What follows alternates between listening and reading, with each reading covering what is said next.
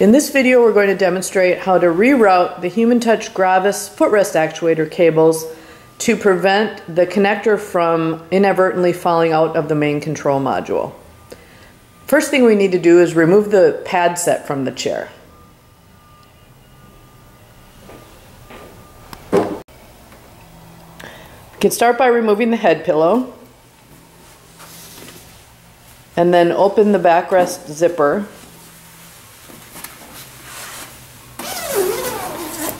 And then the inner zipper.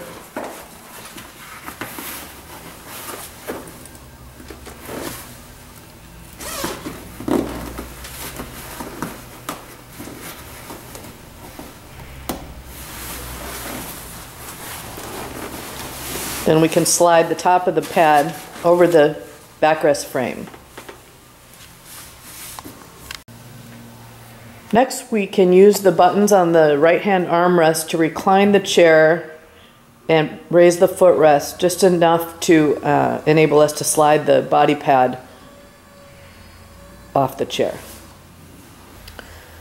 Next, we're going to fold the backrest pad forward onto the chair seat, detaching the hook and loop fasteners there until it's positioned like this. This will allow us to access the cavity in which the air hose and heat connections are stored.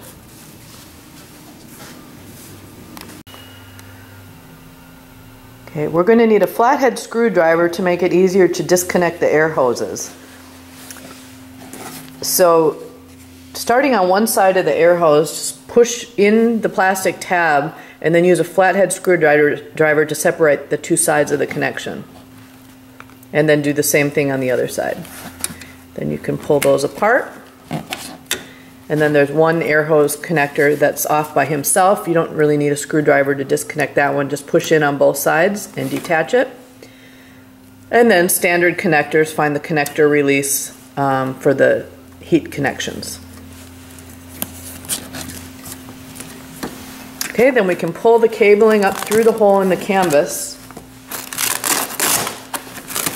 and continue to remove the pad all the way from the chair. There are additional hook and loop fasteners right at the footrest there. Next, we'll use a wire cutter to cut the zip tie that secures the actuator cables to the chair springs. Next, we'll gently tip the chair onto its side so that we can more easily work on the underside. Next, we need to disconnect the footrest actuator connector from the main control module. You can see it's clearly labeled foot.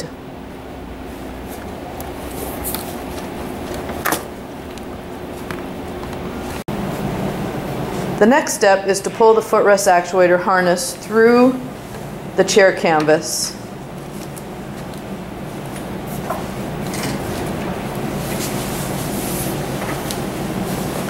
You can kind of guide it from the seat area.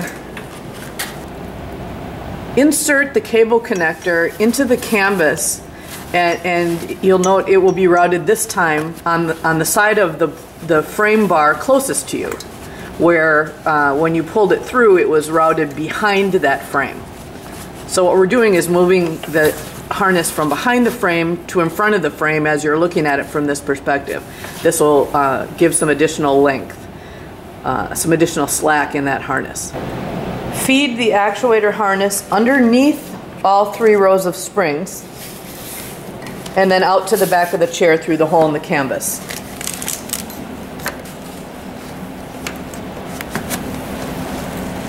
And pull the slack tight back there. Now we're ready to insert the actuator harness connector into the main control module. To do this properly, look for the notch on the connector, match it up with the notch on the main control module. It's important, otherwise you may bend pins trying to jam it in there. Push it firmly in, and then we can open the flap that's there so that we can zip tie the harnesses to the chair frame. Now the way we're going to do this is we're going to install 2 zip ties in a crisscross format, taut but not tight, because we're going to add some slack into those harnesses. But let's get the zip ties into position.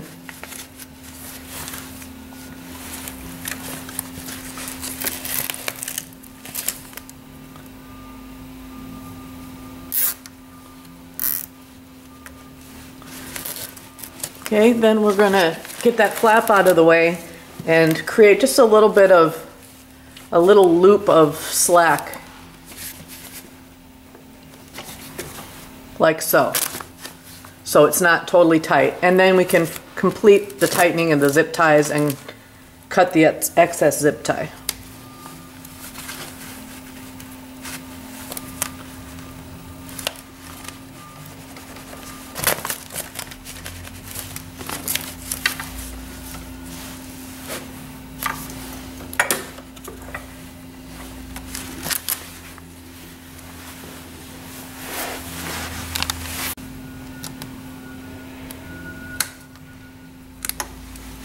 We can close the flap,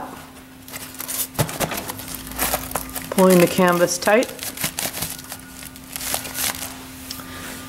and then return the chair to the upright position.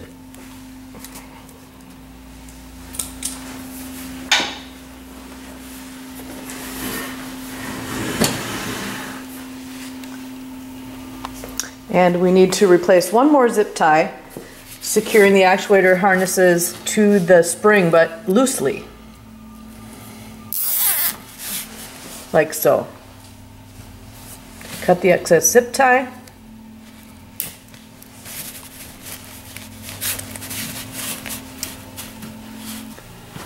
Now we're ready to reinstall the pad set.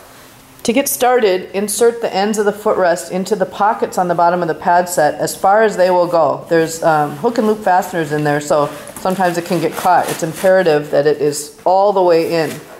And the way you'll know if it's all the way in is the hook and loop fasteners on the bottom of the pad set will align with the same hook and loop fasteners on the canvas seat.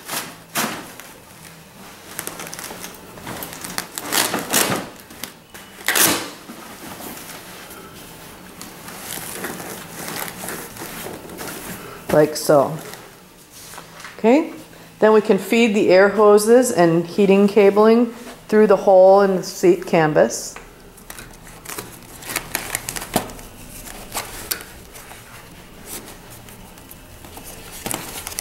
And reconnect them.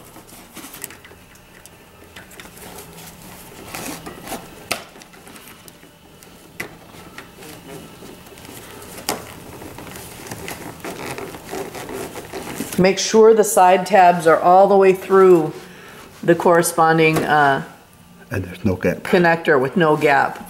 That's the only way to make sure those hoses don't come apart.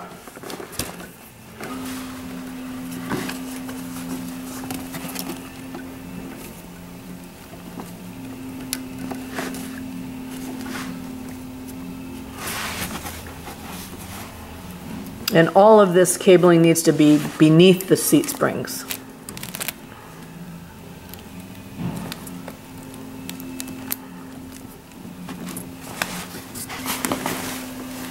You'll likely need to roll the seat cushion up some more in order to get the small heating cable to connect.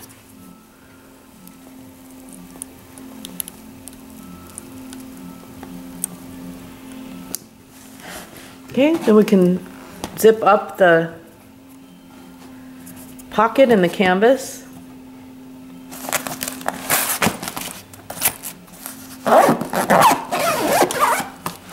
And continue rolling the pad set up into position.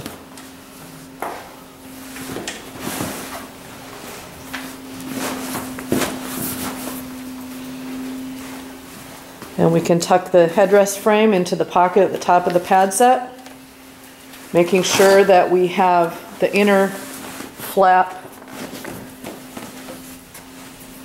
on the back of the headrest so that we can zip it. Maybe I'll raise it up. At this point, it's helpful to return the chair to the fully upright position.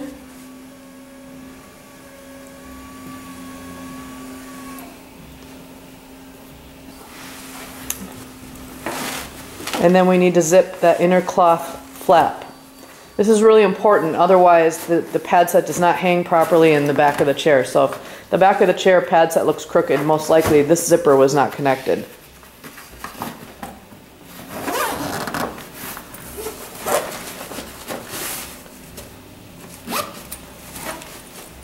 Okay, then we can close the outer upholstered panel.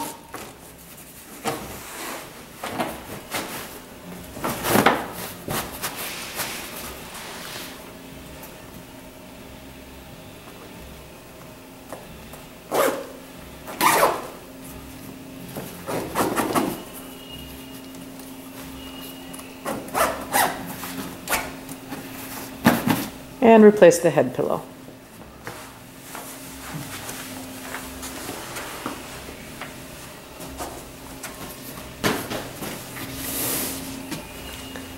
And we're done.